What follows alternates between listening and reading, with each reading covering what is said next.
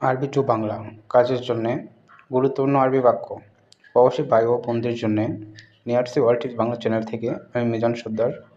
নতুন নতুন এরকম গুরুত্বপূর্ণ আরবি শিখতে চ্যানেলটি সাবস্ক্রাইব করে পাশে থাকুন।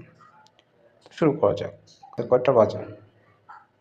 কাম সাহা, আমি আসতেছি। আনা ইজি, বেতন কত? কাম রাতিব, বেতন কম।